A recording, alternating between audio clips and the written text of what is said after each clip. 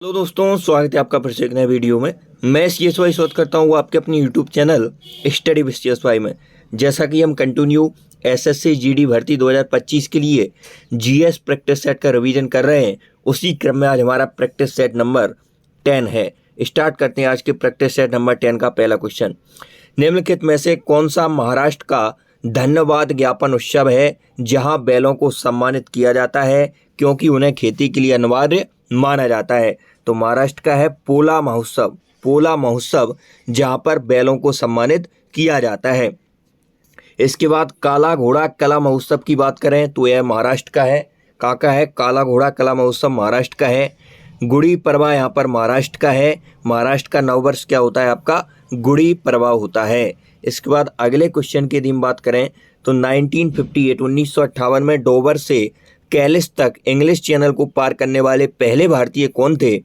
और 1966 में एक कैलेंडर वर्ष में 5 महाद्वीपों के महासागरों में तैराकी करने वाले एकमात्र व्यक्ति थे, वो थे आपके मेहर सेन। और प्रथम भारतीय महिला वो है आरती शाह, जिन्होंने इंग्लिश चैनल को पार किया है। प्रथम भारतीय महिला कौन है? आरती शाह हैं। इसके बाद 3 नंबर क्वेश्चन, हाल ही में कौन सा बैंक लक्षद्वीप में शाखा खोलने वाला पहला निजी बैंक बन गया है? तो HDFC बैंक लक्षद्वीप में शाखा खोलने वाला पहला निजी बैंक बन गया है। एक्सिस बैंक की स्थापना 1993 में। इसके बाद 2004 में यस बैंक की, ICICI बैंक की 1994 में स्थापना होती है। लक्षद्वीप की राजधानी क्या है? कावरत्ती है। लक्षद्वीप की राजधानी क्या है? कावरत्ती है। HDFC का हेडक्वार्टर कहाँ पर है? मुंबई में है। 11 अप्रैल 2024 को यह खोली गई। शाखा कब खोली गई? 11 अप्रैल 2024 को HDFC की शाखा कहाँ पर खोली गई? आपकी लक्षद्वीप में खोली गई। भारत में प्रथम बैंक की बात करें तो 1770 में हिंदुस्तान बैंक भारत का प्रथम बैंक है। प्रथम भारतीय बैंक अवध कॉमर्शियल बैंक था। प्रथम पूर्ण रूपेण भारतीय बैंक पंजाब नेशनल बैंक है। इसके बाद 4 नंबर क्वेश्चन, ओलंपिक में भारत के लिए प्रथम ध्वजवाहक कौन था? पूर्मा बनर्जी यह ओलंपिक में भारत के लिए प्रथम ध्वजवाहक थी। 29 अगस्त की बात कर लें तो राष्ट्रीय खेल दिवस कब मनाया जाता है? 29 अगस्त को मनाया जाता है मेजर ध्यानचंद के बर्थडे पर। इन्हें गोल्ड से नवाजा गया। इन्हें कब इन्हें गोल्ड मिले हैं ओलंपिक में? तो 1928 में, 1932 में, 1936 में मेजर ध्यानचंद को गोल्ड मिले हुए हैं। तो क्वेश्चन पूछा था ओलंपिक में भारत के लिए प्रथम ध्वजवाहक, तो वो है आपकी पूर्मा बनर्जी। भारत में रेडियो प्रसारण 1923 में शुरू किया गया था। Radio club of Bombay. Bharat में रेडियो प्रसारण 1923 में रेडियो क्लब ऑफ बॉम्बे द्वारा शुरू किया गया था। राष्ट्रीय प्रशासन दिवस कब मनाया जाता है? 23 जुलाई को मनाया जाता है। इसके बाद 6 नंबर क्वेश्चन, केंद्र सरकार की दूसरी जनसंख्या नीति, राष्ट्रीय जनसंख्या नीति NPP भारत में किस वर्ष में बनाई गई थी? तो वर्ष 2000 में यह नीति बनाई गई थी। नेक्स्ट है अगले क्वेश्चन की यदि हम बात करें तो भारत ने प्रथम राष्ट्रीय जनसंख्या नीति 1976 में बनाई थी। 7 नंबर क्वेश्चन, सावित्री बाई ने अपने पति ज्योतिराव फुले के साथ मिलकर पुणे में भारत के पहले लड़कियों के स्कूलों में एक स्थापना भिंडेवाला में की, तो कब की थी? भिंडेवाला में स्थापना 1848 में की थी सावित्रीबाई फुले ने, जो उनके पति थे ज्योतिराव फुले के साथ मिलकर। पुणे विश्वविद्यालय का नाम 2015 में क्या किया गया? सावित्रीबाई फुले पुणे विश्वविद्यालय किया गया। इनके पति ज्योतिराव फुले थे, जिन्होंने सत्य शोधक समाज की स्थापना की थी 1873 में। भारत की पहली महिला शिक्षिका सावित्रीबाई फुले को माना जाता है।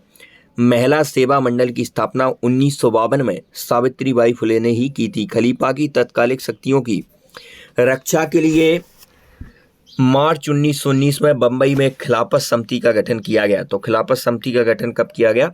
मार्च 1919 में किया गया। इसके बाद नेक्स्ट अगले क्वेश्चन की यदि हम बात करें, निम्नलिखित में से किस सत्याग्रह का नेतृत्व डॉक्टर भीमराव अम्बेडकर ने किया है? तो महान सत्याग्रह का नेतृत्व डॉक्टर भीमराव अम्बेडकर ने किया है। खेड़ा सत्याग्रह था 1918 में, गांधी द्वारा इसका नेतृत्व किया गया था। महान सत्याग्रह का नेतृत्व BR अम्बेडकर जी करते हैं। 20 मार्च 1927 को यह सत्याग्रह होता है। इसके बाद अगले क्वेश्चन की यदि हम बात करें तो मेघालय की कौन सी पहाड़ियों में सर्वाधिक वर्षा होती है? तो खासी पहाड़ियों में सर्वाधिक वर्षा होती है। मेघालय की खासी पहाड़ियों में सर्वाधिक वर्षा होती है। मौसम राम विश्व की सबसे ज़्यादा वर्षा वाला स्थान है मासेराम चेरापूंजी। यहाँ पर मेघालय में वर्षा सबसे ज़्यादा देखी गई है। गारो खासी जयंतिया यह पहाड़ियों का हिस्सा है, तो इनमें से खासी पहाड़ी है वह सबसे ज़्यादा वर्षा करती है। अरावली शिखर की सबसे ऊंची चोटी कौन सी है? तो गुरु शिखर है, और यह पूरे विश्व का सबसे पुराना प्राचीन पर्वत अरावली शिखर ही है। सबसे ऊंची चोटी नीलगिरी पर्वत की डोडा बेट्टा है। जनगणना रिपोर्ट 2011 के अनुसार किस भारतीय राज्य की साक्षरता दर दूसरी सबसे कम है? अरुणाचल प्रदेश की है। सबसे ज़्यादा है आपकी केरल की 94%। सबसे कम साक्षरता दर है आपके बिहार की 61%। इसके बाद 12 नंबर क्वेश्चन, निम्नलिखित में से कौन सा एस आकार का महासागर है? अटलांटिक महासागर यह एस आकार का महासागर है।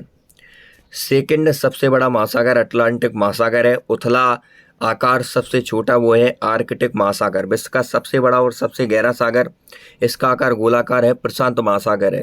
भारतीय संविधान में न्यायपालिका की स्वतंत्रता का प्रावधान निम्नलिखित में से किस देश के संविधान से लिया गया है? यूएसए से लिया गया है। संयुक्त राज्य अमेरिका से न्यायपालिका की स्वतंत्रता का प्रावधान। यूएसए से उपराष्ट्रपति का पद भी लिया है, मूल अधिकार भी लिए हैं, न्यायिक पुनरावलोकन भी लिया है। एकल नागरिकता आपकी यूनाइटेड किंगडम से ली है। एकल न्यायिक व्यवस्था भी यूनाइटेड किंगडम से। गणतंत्रात्मक विशेषता यह है फ्रांस से। यूएसएसआर से लिया है आपके, यूएसएसआर मतलब रूस से मूल कर्तव्य लिए हैं। और पंचवर्षीय योजनाओं का प्रावधान भी कहाँ से लिया गया है? रूस से लिया गया है। निम्नलिखित में से क्या वर्ष 1950 में अपनाए गए मूल भारतीय संविधान का हिस्सा नहीं था? तो मूल कर्तव्य इसका हिस्सा नहीं था। 42वें संविधान संशोधन 1976 के द्वारा इसे जोड़ा जाता है। 51 ए में है, भाग 4 ए में इनका वर्णन है। मूल अधिकार भाग 3 में 1235 तक है। राष्ट्रीय महिला आयोग की स्थापना जनवरी 1992 में सामुदायिक निकाय के रूप में की गई थी। राष्ट्रीय महिला आयोग की स्थापना कौन से अधिनियम के द्वारा होती है? 1990 का अधिनियम था और 1992 में इसकी स्थापना होती है। प्रथम अध्यक्ष इसके जयंती पटनायक थे। वर्तमान में रेखा शर्मा जी हैं 2018 से। नेक्स्ट, प्रथम पुरुष सदस्य आलोक रावत थे, अप्रैल 2023 तक इनका कार्यकाल रहा है। निम्नलिखित में से कौन अर्थव्यवस्था के प्राथमिक क्षेत्र से संबंधित नहीं है? तो वानिकी, मत्स्य पालन, डेयरी, यह सभी आपके अर्थव्यवस्था के प्राथमिक क्षेत्र से संबंधित है। बाकी जो बैंक सेवाएं यह सेवा क्षेत्र में आती हैं, जैसे हम तृतीय क्षेत्र भी बोलते हैं। द्वितीय क्षेत्र में उद्योग आते हैं, उद्योग द्वितीय क्षेत्र में आते हैं। महात्मा गांधी द्वारा राष्ट्रीय ग्रामीण रोजगार गारंटी अधिनियम किस वर्ष में पारित किया गया? तो महात्मा गांधी राष्ट्रीय ग्रामीण रोजगार अधिनियम, मनरेगा जैसे हम शॉर्ट फॉर्म में बोलते हैं, वह कब आया अधिनियम? तो 2005 में यह अधिनियम पारित किया गया और 2 फरवरी 2006 में यह लागू होता है। 100 दिन तक इसमें कार्य मजदूरी दी जाएगी।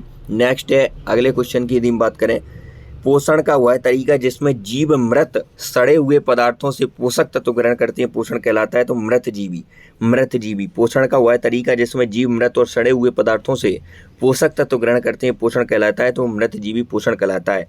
जो भोजन के लिए दूसरों पर निर्भर रहते हैं उसे हम विषमपोषी कहते हैं। स्वयं भोजन पर निर्भर रहते हैं, प्रकाश संश्लेषण क्रिया द्वारा भोजन बनाते हैं, उन्हें स्वपोषी कहते हैं। खाद्य पदार्थ आलू फल से वो इनसे लेते हैं तो वो एकल पोषी होते हैं। 19 नंबर क्वेश्चन, निम्नलिखित में से कौन सा प्रोटीन का स्रोत नहीं है? तो मांस में भरपूर प्रोटीन पाया जाता है, मछली में, दूध में, सब में प्रोटीन होता है, लेकिन नींबू में प्रोटीन नहीं होता है। नींबू में विटामिन सी का भंडार है। नींबू ए, B6, आयरन, यह सभी चीज़ें आपको नींबू में देखने को मिलती हैं। आज की क्लास का अंतिम क्वेश्चन, यदि आप इसी प्रकार रिवीजन करना चाहते हैं तो study with CSY YouTube channel को सब्सक्राइब कर रखें, यहाँ से आपको मदद मिलनी तय है। NSG नेशनल सिक्योरिटी गार्ड का महानिदेशक किसे नियुक्त किया गया है? तो नलिन प्रभात को इसका महानिदेशक नियुक्त किया गया है। NSG का महानिदेशक किसे नियुक्त किया गया है? नलिन प्रभात को। तो आज की वीडियो इतना ही, मिलते हैं नेक्स्ट वीडियो में, तब तक के लिए जय हिंद। चैनल को सब्सक्राइब करके जुड़ जाइए।